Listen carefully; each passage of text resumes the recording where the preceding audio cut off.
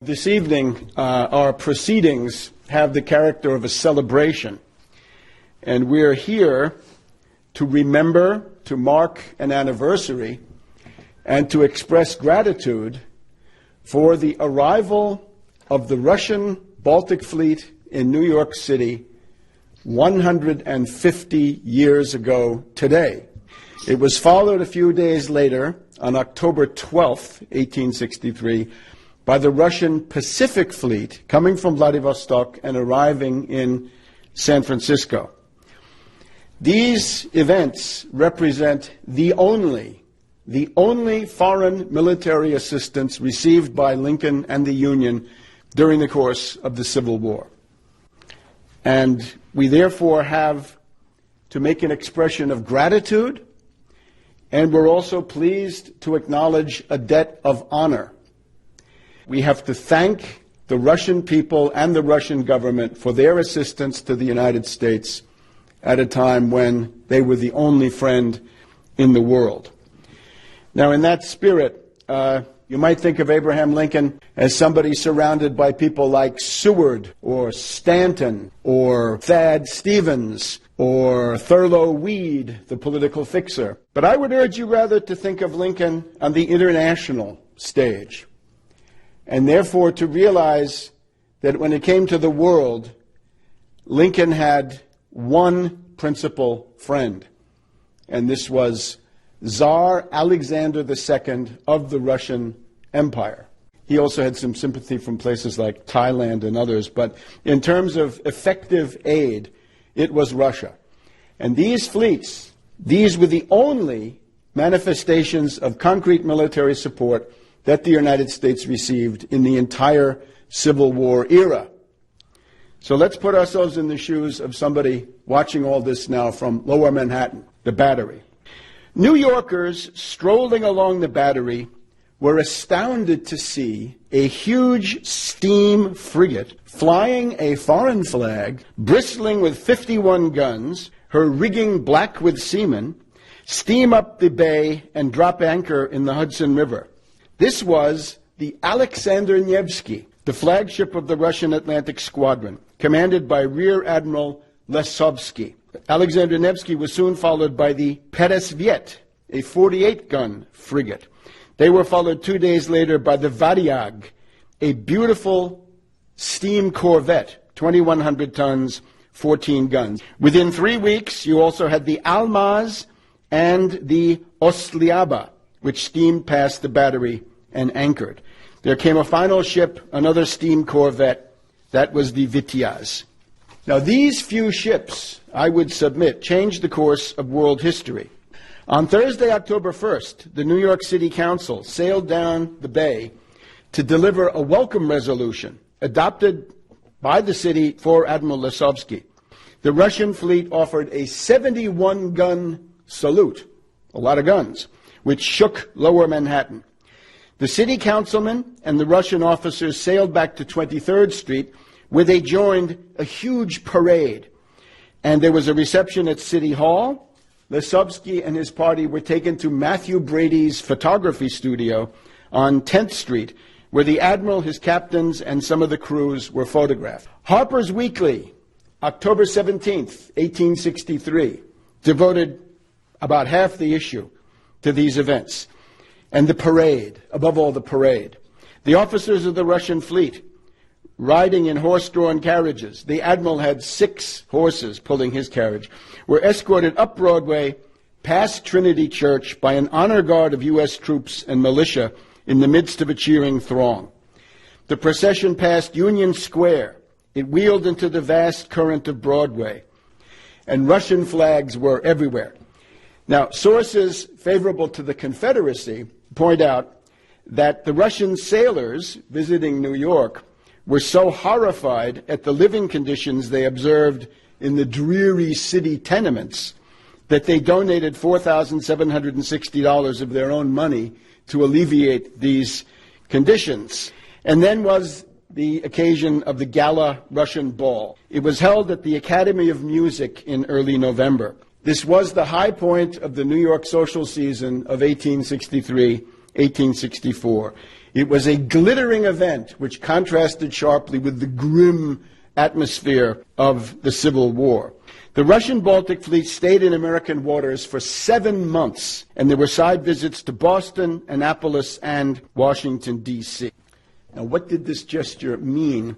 Admiral Lisovsky had previously been stationed in the Mediterranean, where he became the friend of the leading Union naval commander, David Glasgow Farragut. One evening, the two admirals were visiting the New York City home of Thurlow Weed. Weed was the Republican boss of New York State. Farragut asked Lisovsky, "Why are you spending the winter here in New York City anyway?" And Lisovsky answered, "I am here under sealed orders, to be broken only in a contingency which had not yet occurred." And the Russian fleet in San Francisco was operating under identical orders, as he added. He pointed out that his orders were to break the seals of these secret documents if and when the United States were to become involved in a war with foreign powers. In 1863, this could only mean one thing. If Britain and France were to attack the United States, attempting to save the cause of the Confederacy, then London and Paris would be faced not just by a single war, but by a double war,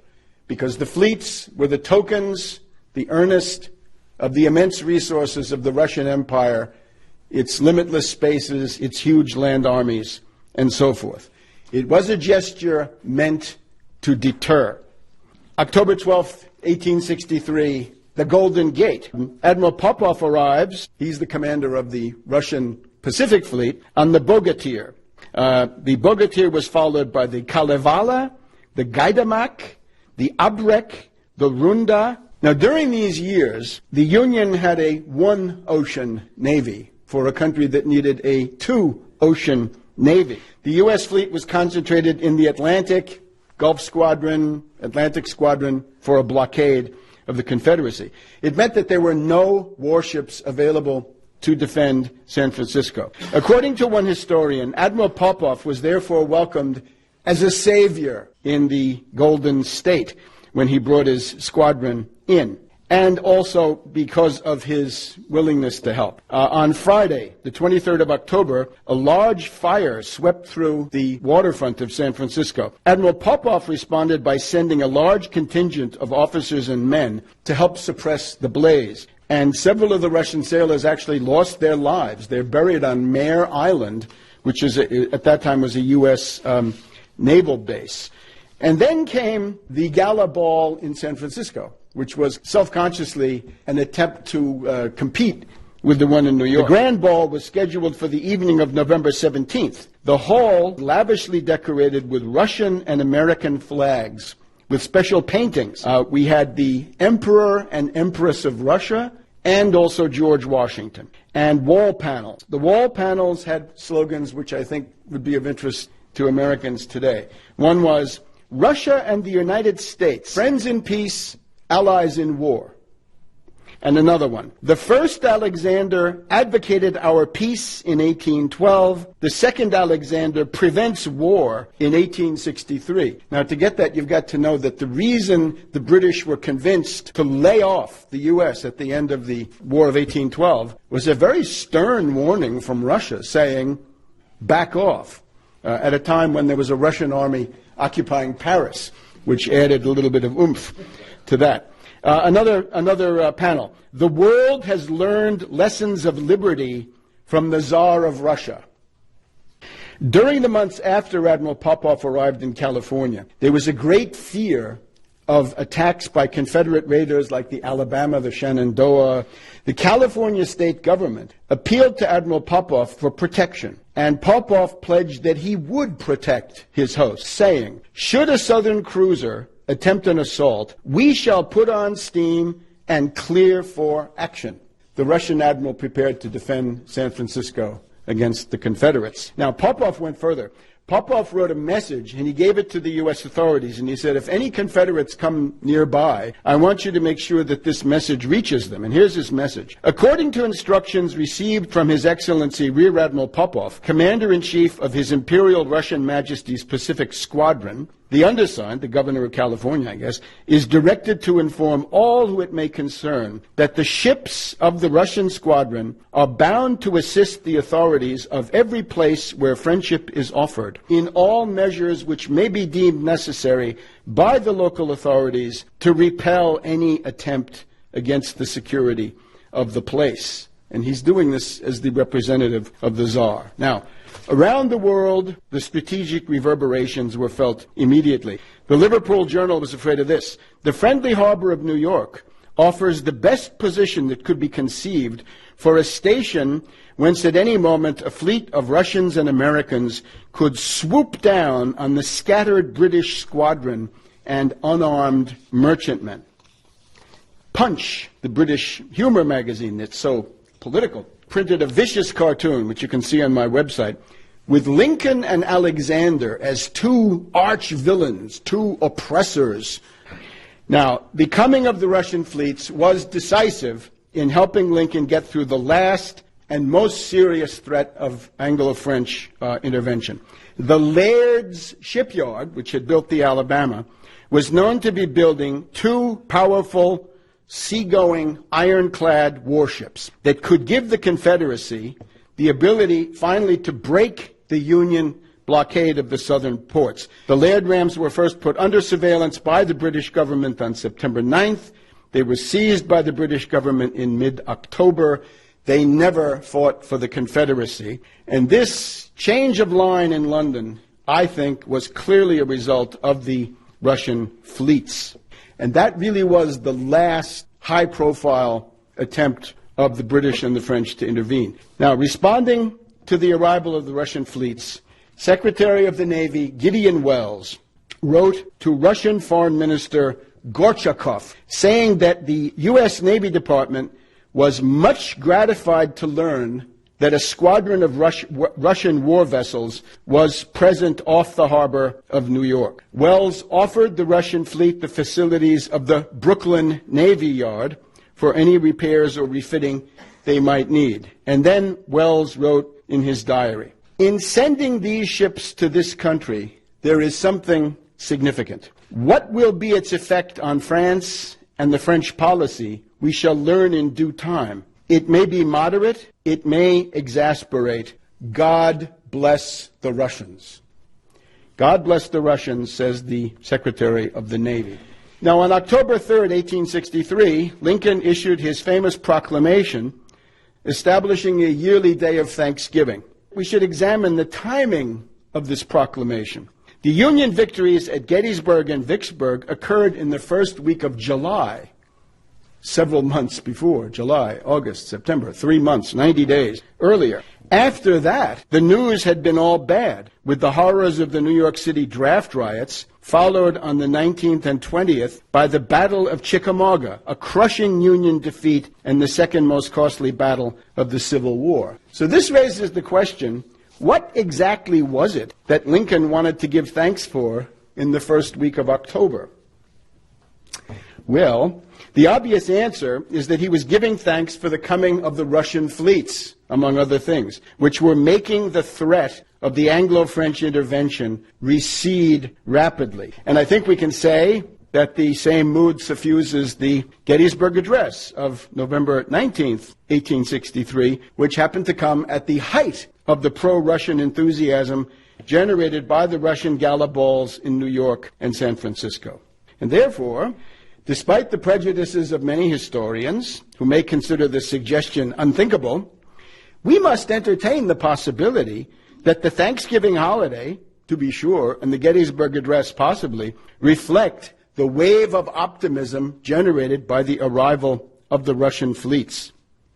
Now, just a year and a day after Lincoln's death, April 16, 1866, the Tsar narrowly escaped an assassination attempt. The indignation in the United States ran high. Congress passed a resolution, and the Assistant Secretary of the Navy, Gustavus Vasa Fox, was selected to head a solidarity mission, which departed on board a new class of monitor. This is the double-turreted monitor Miantanamo, equipped with 4 15-inch guns. These were displayed at visits in England, Denmark, France, on the way to Russia. So Fox had an audience with the Emperor Napoleon III of France. And bowing to military defeat, Napoleon, of course, promised to remove the French army from Mexico, where it had been violating the Monroe Doctrine. And there then followed this exchange. Napoleon says to Fox, "Do not be too friendly with Russia." Fox says, "Russia and America have no rival interests. Russia has always been friendly to America, and we reciprocate the feeling." Napoleon III counters, "But you can stand alone. You don't need friends." Fox says, "When it was doubtful whether we should ever stand again, at a time when the most powerful nations menaced us, Russia felt and expressed her sympathy for us, and America will never forget it." We'll never forget it. Well, we hope so. Then, Tsar Alexander II was assassinated in 1881. He was widely viewed in the United States as a Christian martyr. And there is a parallelism between Alexander II, who freed 23 million serfs, and Lincoln, who wrote the Emancipation Proclamation. But now, with Lincoln and Alexander both assassinated, the U.S.-Russian Entente began to erode. The simple idea is that the main historical hostilities of the 19th century were Russia against Britain. That's the main one. And then the United States against Britain. So there's a convergence in hostility to Britain. U.S. opinion was outraged by the fact that the British were trying to recruit soldiers in the U.S. for the Crimean War. And as a result of this, the British ambassador to Washington was kicked out. He was ejected, persona non grata. American diplomats knew that the Crimean War was also directed against the United States. There's a famous speech by Lord Clarendon, where he essentially says, the dismemberment of the Russian Empire and something similar for the U.S. is what we have in mind. And we can quote the U.S. ambassador to Russia, Thomas Seymour. He writes in 1854, "The danger is that the British and French, after they have humbled the Tsar, will domineer the rest of Europe and thus have the leisure to turn their attention to American affairs." Now, 1862, 1863, briefly. There is no Confederate, or there's almost no Confederate success scenario that does not include the intervention of the British and French. Confederate strategy cannot be understood without keeping the question of Anglo-French intervention constantly in mind. Now, Lord Palmerston, on September 14, 1862, Lee is in Maryland. Lord Palmerston is hoping that Lincoln will be driven from Washington, the Army of the Potomac will be defeated and dispersed. So he contacts Lord Russell. Palmerston is the Prime Minister, Lord Russell, the Foreign Secretary. He contacts Russell and says, well, if that happens, intervention might be feasible. And Russell says, essentially, let's not wait. Let's intervene no matter what. Let's have a cabinet meeting right away and intervene. And we have to remember, when we hear the crocodile tears of the London cabinet, right, they're so concerned about the human suffering. Remember that these are the people who had just supervised the repression of the Great Mutiny, or Sepoy Rebellion, in India, 1857. India had rebelled against the British East India Company, and the British had put down the rebellion. It is one of the greatest massacres of the 19th century. The dead go into the hundreds of thousands, villages annihilated. So these are the humanitarians that are going to intervene. And remember also, the British-French combination had attacked China with 3 Opium Wars, Indochina with the French invasion, Russia with the Crimean War, Mexico with the French army, India in the rebellion we've just said, and sponsoring the Confederate States of America. So these are not exactly peaceful powers. All of this after 1848. I'm afraid 1848 is the British destabilizing many of the continental countries. It's a little bit like Arab Spring, Springtime of Nations, 1848. Now, this is what I've said so far. This is what's known in public. We can go a little bit deeper. This refers to a document which I have on my website, tarpley.net. It's written by Wharton Barker. Wharton Barker was a banker for the Tsar in the 1870s, and a little bit complicated, but Wharton Barker in 1905 looks back to a talk with the Tsar in 1879 about these events in 1862. The Tsar says to Barker, 1879. The Tsar is talking now. In the autumn of 1862, the governments of France and Great Britain proposed to Russia the joint recognition by European powers of the independence of the Confederate States of America. My immediate answer was, I will not cooperate in such an action. I will not acquiesce. On the contrary, I will accept the recognition of the independence of the Confederate States by France and Great Britain as a casus belli for Russia. I will go to war over this.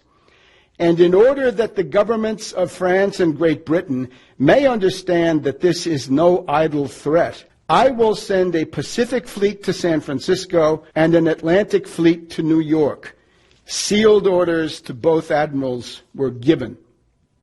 Now, Wharton Barker puts it this way, this banker, writing in 1905. He says, Americans cannot forget the Russell-Palmerston-Louis Napoleon proposal to attack the U.S., or the Alexander answer of 1862 to 1863. They remember that we owe almost as much to Russian action in 1863 as to French action in 1878. But if they give due thought to the words of Emperor Alexander II, they will do what is more vital in the shaping of the destinies of a nation. They will understand something. So again, Lincoln had one friend in the world, Tsar Alexander II, and the only military assistance for the Union from anybody in the world is what we've just discussed. Now, there is in American politics a procedure which I think is still honored in some quarters. It's called Getting Right with Lincoln. And it says, if you're a politician, if you're a public activist, you have to ask yourself periodically, is what you are doing coherent with the principles of Lincoln? And you have to search your conscience to this effect.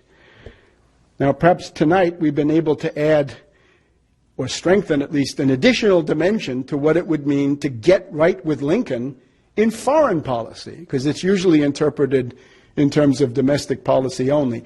But in terms of foreign policy, are we right with Lincoln today?